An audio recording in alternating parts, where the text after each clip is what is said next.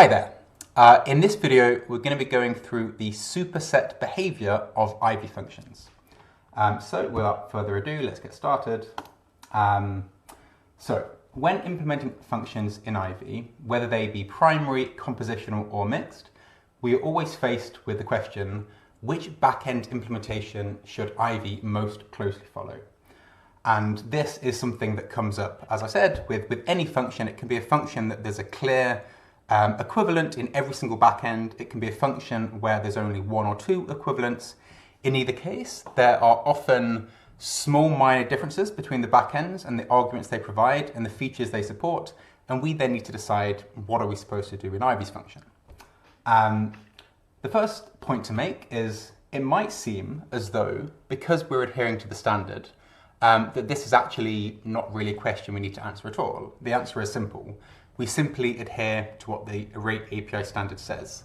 And this is true to some extent, but the standard, importantly, only defines a superset of behavior. Sorry, only defines a subset of behavior.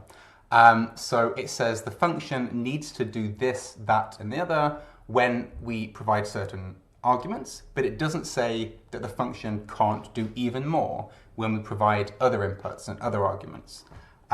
So this is a really important point, and what Ivy does in many cases is extend the Array API standard such that we do adhere to the behavior that's required, but we then perhaps add additional arguments and additional behaviors to expand the features of the function. So this is a really important point to make. And then the question is then, what do we mean by the superset? Now, my understanding of set theory is quite primitive, but my understanding of this word at least is, or at least in the context that we're using it, is that we want our function to basically exhibit all of the properties of all of the associated functions in the backends. And we want to have the superset of all of the different behaviors possible. And in other words, what we can say here is that we want the most generalized function possible. So if there's some kind of thing that it can do in NumPy, but not any other framework, and there's something else that this kind of function can do in Torch that no other frameworks can support, we want the Ivy function to support both of these. So it can do the NumPy style behavior and also the Torch style behavior such that we can have, to the maximum extent possible, a one-shoe-fits-all approach for this function that can kind of cover all bases. Another quick point to make here is that this not only makes Ivy very general and maximizes the flexibility of the Ivy framework, but it also makes our lives much easier when it comes to transpiling between frameworks. Because when we implement functions in Ivy's front-end API, what we're doing is implementing this function as a composition of existing Ivy functions. And if our Ivy functions have lots of supported behaviors, then in most cases we can simply call the corresponding Ivy function with a certain set of arguments, and it will correctly recreate the behavior of the front-end function that we're trying to mimic. Whereas if Ivy's function is not very general and only supports one particular version of these functions, then we're going to need to have lots of heavy compositions in the front end in order to recreate these bespoke behaviors of the frameworks. So the benefits are two-pronged. It makes Ivy very flexible in general, making Ivy as a framework easy to use, and it also makes our lives a lot easier when it comes to implementing framework-specific front ends and transpilations. Okay, so this is broadly what we mean by the superset. And another quick point actually that I just see here is that it might seem as though this is only necessary for primary functions, and that wouldn't be a silly thing to think, because primary functions are functions where we have backend specific implementations, and therefore generally are functions where there are equivalent functions in the backends. But there are some cases where we have an Ivy function that might be fully compositional that still actually might have backend specific functions. One example is LSTM update, which actually does have framework-specific implementations, but they're quite turbulent and complicated to wrap, so we decide to make this fully compositional. Another one here is linear. Our linear function is, again, fully compositional, although there is in fact a torch linear function. So we should still be keeping an eye on this, even for compositional functions, to make sure that we are adhering to the superset. Okay, so the next section is, when is the superset too much?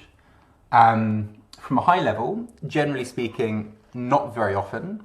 In general, the superset is mainly a good thing, although in some cases we have drawn a line where we've decided Ivy shouldn't actually go all the way and have the complete superset, not because it's not possible, but because it effectively kind of diminishes the uniqueness of various functions. And if lots of functions are so general that it makes other functions redundant, that can actually be quite confusing with regards to, well, which function should we use in Ivy if both of these can do the same thing.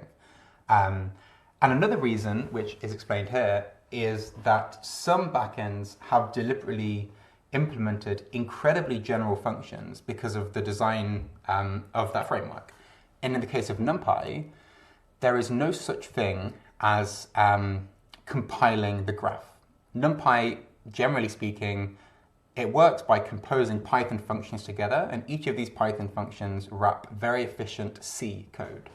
And unlike in TensorFlow or JAX, where you can actually chain a computation graph, and this computation graph itself is compiled into an entire efficient graph in C++, in NumPy this isn't the case. You kind of just need to rely on the efficient individual functions.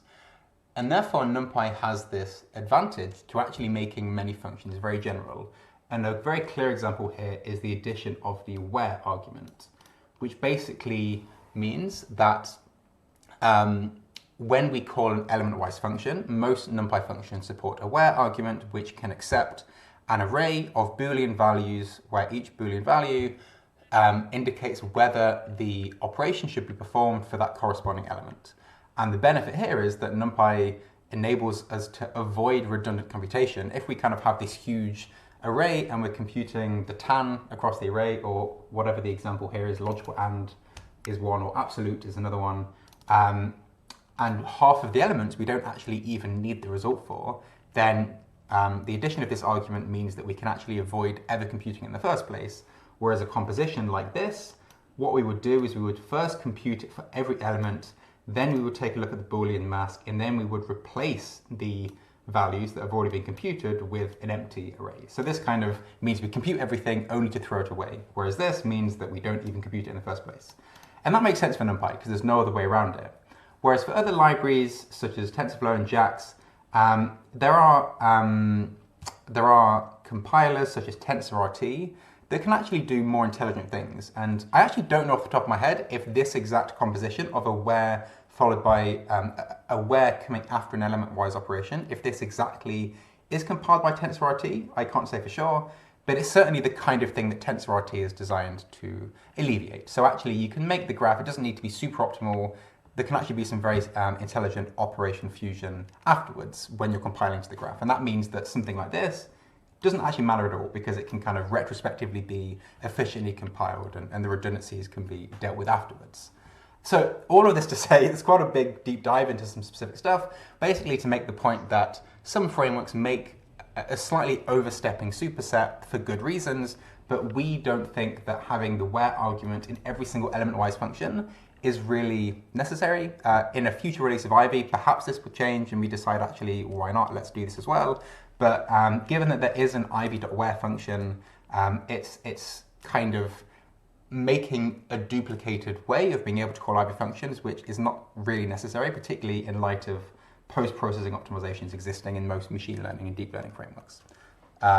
Yeah, so this is kind of the reason in this case. And there's other examples which we might get on a bit later as well. But yeah, there are some cases where the superset, we have deemed it to be too much and we therefore don't go all the way. Okay, so the next section is balancing generalization with efficiency. And for this example, we go through a very particular example of soft plus. So let's first look at what we actually need to do in order to get the superset first. So when looking at the soft plus function or the closest equivalent for Ivy, JAX, TensorFlow, and PyTorch, we can see that Torch is the only framework which supports the inclusion of the beta and threshold arguments. And these are added to add some explicit control over the numerical stability of the function. Basically, when values get very high, the soft plus function is very close to the linear function, and therefore the threshold says after which value do we just stop computing this and actually just assume it's linear, and beta is this kind of multiplying and dividing factor as well, which we'll see in a moment. So first of all, let's take a look at the TensorFlow backend as an example. So TensorFlow without the superset is pretty simple, just soft plus. And the simplest way of adding support for beta and threshold would be to do something like this. So beta, basically what it does is it multiplies element-wise with the input, and then we compute the soft plus, and then we divide by beta as well afterwards. So it's this kind of like normalizing factor to some extent. And then afterwards, again, we find all elements of x times beta which are larger than the threshold. And for those, we just have the linear function, kind of y equals x, and otherwise we get the result. Okay, so that would be the simplest way. Although what you will notice here is that this approach uses the default, approach uses the default values of PyTorch, so beta equals 1, threshold equals 20, and it does work, but it means that for every single time we call iv.softplus with a TensorFlow backend, we are necessarily using 6 different functions. We're using mul here, we're using softplus here, we're using divide here, we're using mul again here, greater than here, and then tf where as well, so 6 in total. If, for example, the user doesn't really care about these extra threshold and beta arguments, then a 6 times increase in the number of functions we're adding into the graph seems a heavy price to pay when we compare it to the previous version of just 1. And adding the superset behavior, increasing the number of functions by a factor of 6, seems like maybe not the most ideal approach. So what we can do instead is actually, when we try to implement the superset behavior, we should try to do so in a way that is only added if the user explicitly asks for it. And we should always keep the simplest version of the function as computationally efficient as we can. So in this case, what we can say is if beta is not none and beta is not equal to 1, then we actually do need to do this. We compute x beta, and then we do this soft plus with beta included. Otherwise, we just do soft plus as normal. X beta, we just treat it as x in this case. And then again, if threshold is not none, then we do the thresholding. And what this means is if we don't specify beta or threshold, there is again only one function being called. Because we go in here, we don't call this. This is not part of the graph, it's just kind of an equality assignment that will be removed when we do graph compilation. This computes the result, which is the single operation. This is not none, then we return it. So this enables us to flexibly either call one operation if we don't care about the superset behavior, or call 6 if we do. And this is certainly better than this. Even though this is simpler visually, it's slightly less efficient for these reasons. Another important point to make here is that when running Ivy code for maximum performance, we are going to be graph compiling the code. And this actually removes removes all of these if-else checks.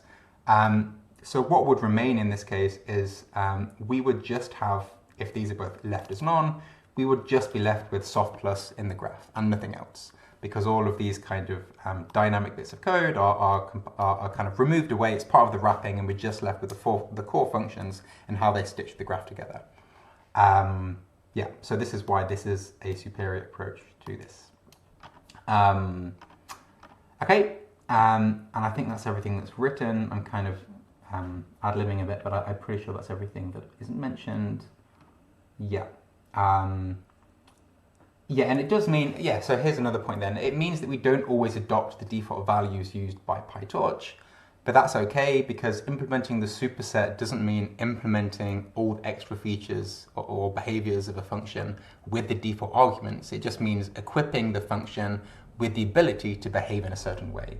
And in general, there's going to be functions that have the same argument with contradicting default values. So we can't kind of match all of their default values. That's not actually important. What's important is that the function, when passed with certain parameters, can behave as we require it to. So yeah, so not using PyTorch's defaults of 1 and 20 is totally fine. Okay, so finally, we'll just go through some more examples and kind of discuss why they are the way they are. So the first one is linspace. So when we look at the linspace implementations for Ivy, JAX, NumPy, TensorFlow, and Torch, maybe it's worth actually quickly bringing some of these up so we can actually take a look. First of all, we see Ivy linspace. I need to fix the formatting a bit here with some overflows on the line. But the main, also I think there's a bug we need to fix actually with this. This should just show not every single possible backend array, but just a native array and array, but that's something that we'll get fixed soon. The main point here is that start and stop are both permitted to be arrays. In the case of JAX, yeah, this is also supported, array-like. In the case of NumPy, again, they can be arrays. In the case of TensorFlow, they can be tensors. I think in Torch they can't, which is why, yeah. So in Torch they can only be floats, and therefore Ivy's approach is the superset in so much as we do what the three do, and we kind of extend PyTorch in this case, because now with the PyTorch backend, we can still handle arrays. And this actually is with a relatively complex composition in Torch's backend, where we make use of this linspace on individual elements. I don't remember off the top of my head, but yeah, this is how we extend PyTorch so that it can also handle arrays.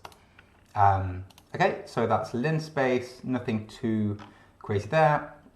Likewise with I, again, let's bring them all up. So we have Ivy, JAX, NumPy, TensorFlow, PyTorch. Yep, so we can see that TensorFlow is the only framework which supports a batch shape.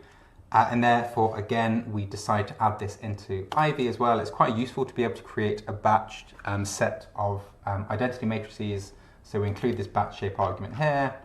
And again, this isn't in JAX, this is not in NumPy, it is in TensorFlow, and it is not in Torch. And again, you can do this. It doesn't mean that these frameworks have fundamental problems. You can then just do some kind of tile operation, but adding it as an argument is something we do just to make it more convenient. Okay, so again, relatively simple one. Scatter ND is quite a complicated one. I can't remember what point has been made here. There's a few ways we extend the standard, but I think the point we make here is that Torch only supports it along a single dimension, while all of the frameworks support scattering along multiple dimensions at once. And therefore, Ivy also supports scattering along multiple dimensions, which again involves a relatively complex composition we need to do for the Torch backend such that we can actually provide this generalized behavior while making use of only PyTorch's comparatively limited scatter functions. So again, I think we can take a quick, we can take a quick look again just to see this explicitly. So yeah, I mean, we have these indices, updates, shape. We don't have a very thorough documentation for this actually, but that will be improving at some point. Yeah, it's quite hard to actually glean the extent to which, because they're all quite complicated docs, but the main point is that NumPy basically does it along an index. So you need to specify a single index and all the others don't require this limitation. So this is why Ivy is a generalization, basically. Okay, so last one is logical and. So let me just remind myself, so when looking at logical and or its closest equivalent, let's bring them all up again. NumPy and Torch support the out argument for performing in-place updates, while JAX and TensorFlow do not. And another point is that the supported data types, JAX, NumPy, and Torch support numeric arrays, while TensorFlow only supports Boolean arrays. So with regards to both of these points, we decide to provide the generalized superset, whereby we have an out argument in each case for each backend, and we also support both numeric and Boolean arrays in the input. So we generalize TensorFlow with the numeric support and the out argument, and likewise we generalize Jax as well with the addition of the out argument. Yeah. Although again, linking back to the discussion we had a moment ago, as discussed above, NumPy logical AND does also support the where argument, which we deliberately choose not to support, again because this can be very easily implemented as a simple composition, and we decide to prioritize simplicity and clarity, and also function uniqueness in Ivy's API in this case, which does come at a slight reduced runtime efficiency for some functions when using a NumPy backend. So the fact that we are not able to leverage this where argument in the NumPy backend does mean that for NumPy there's going to be a small performance hit, and it's therefore a decision that could hypothetically in a future release of Ivy be changed without it being a problem, because we only increase generalization, which is not generally a problem when going through API versions. But for now we've decided not to add this to every single Ivy function. And again, making this point again a little bit about the fact that we can do automated graph optimization with most machine learning frameworks. That means that having very general APIs in the functions isn't really strictly necessary for most frameworks other than NumPy. Okay, so then that's everything really. So hopefully that gave you a pretty good feel for what we mean when we say Ivy implements the superset. It's not super simple what we mean by that, given that there are some exceptions to the rule as we've described with NumPy where, for example. But in general, what we generally encourage is when deciding whether a function should be generalized to have more superset behavior, this is a perfect opportunity to raise an issue or start a discussion, because exactly drawing that line is not a super simple formula, and we need to do some trade-offs with regards to generalization of the functions, but also the complexity of the functions and so on. So it's kind of not always an easy line to draw, and we do our best to kind of make the most optimal decisions in terms of Ivy. But certainly not a super simple kind of set of rules to follow, so definitely worth ongoing discussion. Thank you very much for watching, and I will see you in the next video. Bye for now.